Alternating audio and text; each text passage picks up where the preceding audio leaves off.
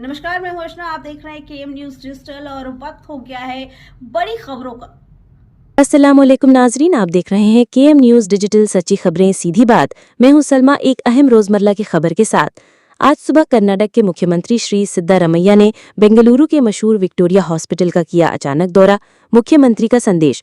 मुख्यमंत्री ने डॉक्टर्स को हिदायत दी कि रोगियों के साथ हमदर्दी से पेश आएं, सब्र और तहम्मुल के साथ अपना फर्ज अदा करें। हॉस्पिटल में फ्री इलाज दिया जा रहा है, इस वजह से दबाव ज्यादा है, लेकिन किसी से भी पैसे लेना गलत है। उन्होंने ये बात मीडिया से बात करते वक्त कही जब उन्होंने दौरा के बाद सब कुछ खुद देखा। कोपल प्रोग्राम कैंसिल। मुख्यमंत्री ने बताया कि आज का कोपल का कार्यक्रम बारिश की वजह से कैंसिल हो गया, इसलिए मैं विक्टोरिया हॉस्पिटल का दौरा करने आ गया।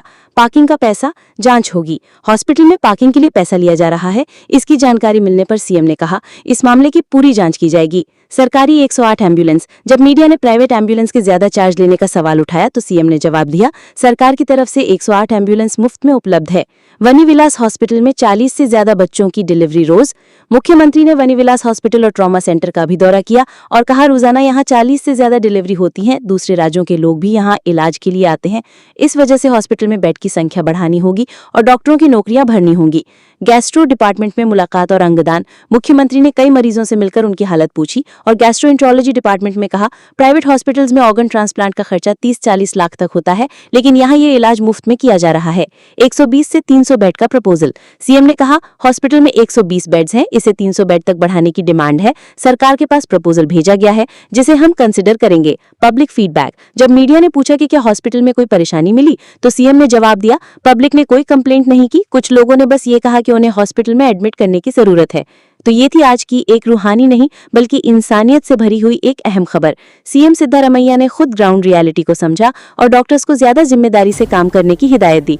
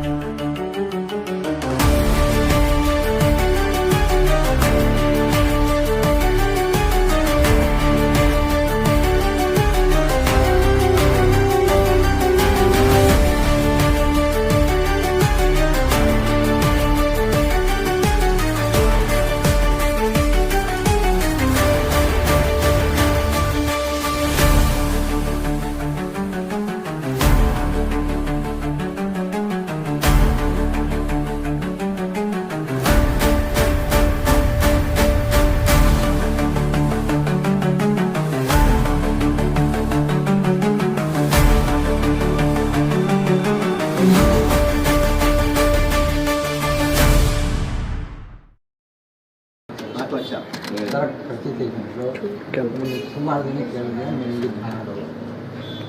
ಚೆನ್ನಾಗಿ ನಡೀತದೆ, ಚೆನ್ನಾಗಿ ನೋಡ್ಕೊತಾರ.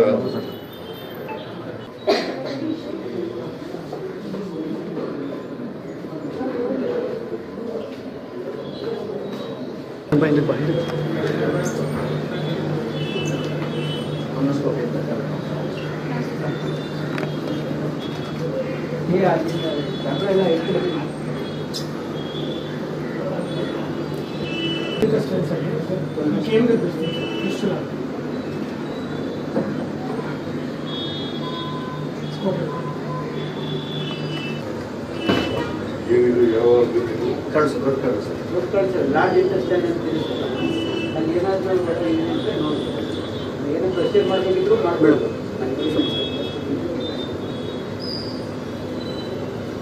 ಬಂದೆ ನೋಡಿ ಕ್ಯಾಮ್ರಾ ಮೊಬೈಲ್ ಇದೆ ತೊಗೊಳ್ಳಿ.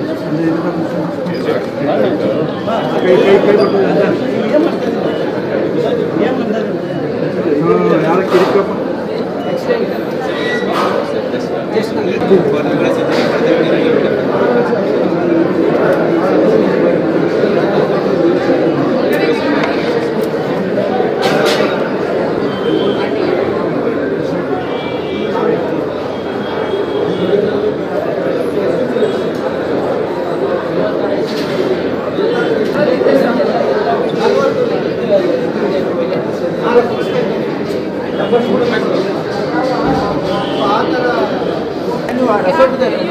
ಅವ್ರಿಗೆ ಶುಗರ್ ಎಲ್ಲ ಇದೆ देखती मैडम देखती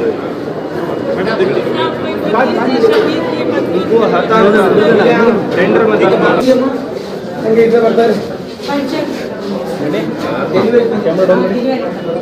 ಇಲ್ಲಿಂದ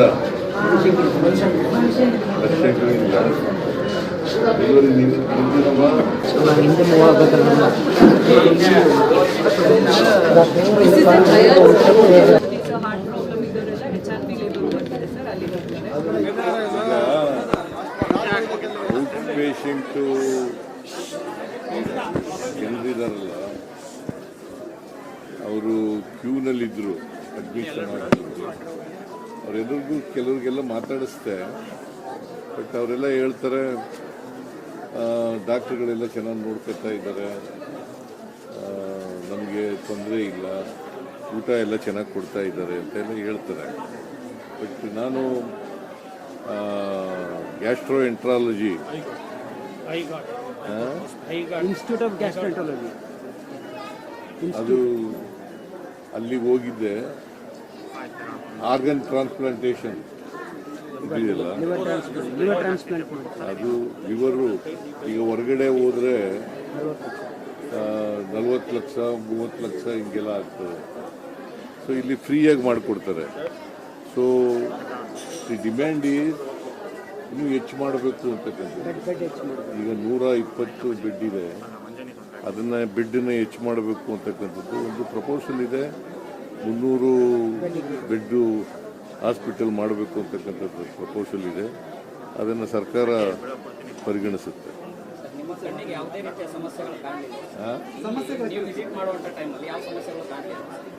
ಜನ ಏನು ಸಮಸ್ಯೆಗಳು ಹೇಳಲಿಲ್ಲ, ಎಲ್ಲ ಪೇಷಂಟ್ಗಳಿಗೆಲ್ಲ ಮಾತಾಡಿಸ್ತೇನೆ ನಾನು. ಸಮಸ್ಯೆಗಳು ಹೇಳಿದ್ರೆ ಕೂಡಲೇ ಅವರು ಕೆಲವರು ಮಾತ್ರ ಹೊರಗಡೆ ಇದ್ದವರು ನಾವು ಒಂದಿಬ್ಬರು ಮಾತ್ರ ನಮಗೆ ಅಡ್ಮಿಷನ್ ಆಗಬೇಕು ಅಂತ ಹೇಳಿದ್ರು. ಅವ್ರಿಗೆ ಅಡ್ಮಿಷನ್ ಮಾಡ್ಕೊಳ್ಳಿ ಅಂತ ಹೇಳಿದ್ರು.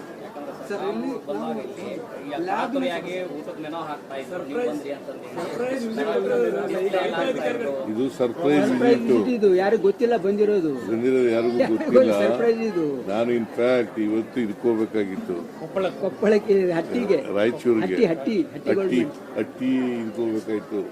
ಮಳೆ ಇದ್ದದ್ರಿಂದ ಅಲ್ಲಿ ಹೋಗ್ಲಿಲ್ಲ. ನಾನು ಶರಣ್ ಪ್ರಕಾಶ್ ಇಲ್ಲೇ ಬೆಂಗಳೂರಿನಲ್ಲಿ ಇದ್ದದ್ರಿಂದ ನೋಡೋಣಪ್ಪ ಇಲ್ಲಿ ವಿಕ್ಟೋರಿಯಾ ಹಾಸ್ಪಿಟಲ್ಗೆ ವಿಸಿಟ್ ಮಾಡೋಣ, ಒಂದು ಸರ್ಪ್ರೈಸ್ ವಿಸಿಟ್ ಮಾಡೋಣ ಅಂತೇಳಿ ಬಂದಿದ್ದೀನಿ. ವೈದ್ಯರಿಗೆ ಸಹಾನುಭೂತಿಯಿಂದ ನೋಡ್ಕೋಬೇಕು. ಇದು ಕಾಸು ಫ್ರೀಯಾಗಿ ಮಾಡ್ತಾ ಇರೋದ್ರಿಂದ ಒತ್ತಡ ಜಾಸ್ತಿ ಇರ್ತದೆ. ನೀವು ಸಹನೆಯಿಂದ ಇರಬೇಕು ಅಂತ ಹೇಳಿದ್ದೀನಿ. ಜೊತೆಗೆ ಫ್ರೀ ಮಾಡುವಾಗ ಯಾವುದೇ ಕಾರಣಕ್ಕೆ ಅವ್ರ ಹತ್ರ ₹1 ಕೂಡ ತಗೊಳ್ಬಾರ್ದು ಅಂತ ಹೇಳಿದ್ದೀನಿ. ಹೊರಗಡೆ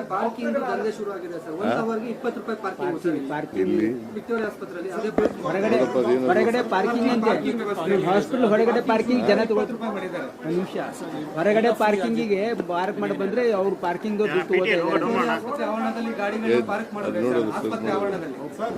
ಅದು ನೋಡ್ತೀನಿ ನಾನು.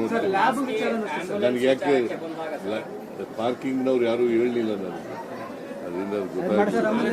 ಆಮೇಲೆ ಖಾಸಗಿ ಆಂಬುಲೆನ್ಸ್ ಅವ್ರದ್ದು ದಂಧೆ ನಡೀತಿದೆ, ಸರ್ಕಾರಿ ಆಂಬುಲೆನ್ಸ್ಗಳು ಸಿಗೋದಿಲ್ಲ. ಅವ್ರು ಹೇಳಿದಷ್ಟು ರೇಟ್ ಸರ್ಕಾರಿ ಆಂಬುಲೆನ್ಸ್ಗಳಿದ್ದಾವೆ, ಸರ್ಕಾರಿ ಆಂಬುಲೆನ್ಸ್ಗಳಿದ್ದಾವೆ. 108 ಮಾಡ್ತಾ ಇದ್ದಾರೆ, 108 ಇದೆಯಲ್ಲ, ಆ ಆಂಬುಲೆನ್ಸ್ಗಳೆಲ್ಲ ಇದ್ದಾವೆ. ರೀಸ್ಟಾರ್ಟ್ ಮಾಡ್ತಾರೆ ಹೆಲ್ತ್ ಡಿಪಾರ್ಟ್ಮೆಂಟ್. ಯಾರು ಮತ್ತೆ ಫ್ರೀಯಾಗಿ ಆಂಬುಲೆನ್ಸ್ ಅನ್ನು ಉಪಯೋಗಿಸ್ತಾರೆ.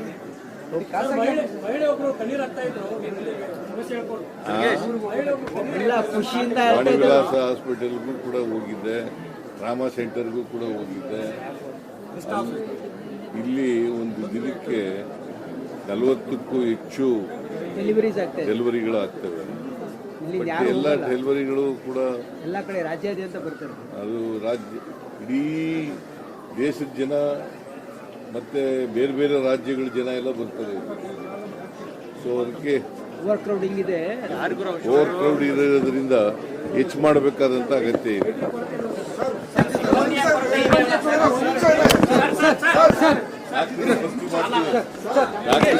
ವಾಣಿ ವಿಲಾಸ ಇದರಲ್ಲಿ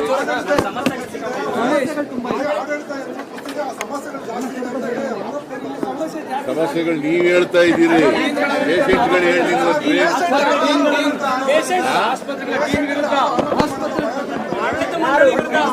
ಕೇಳೋಣ, ಆಸ್ಪತ್ರೆ ಬೇಕು, ಇಲ್ಲೇ ಇದ್ದಾರೆ ಪೇಷಂಟ್ಸ್ ಕೇಳೋಣ. ನಿಮ್ಮ ಎದುರಿಗೆ ಕೇಳ್ತೀನಿ ಬರ್ರಿ.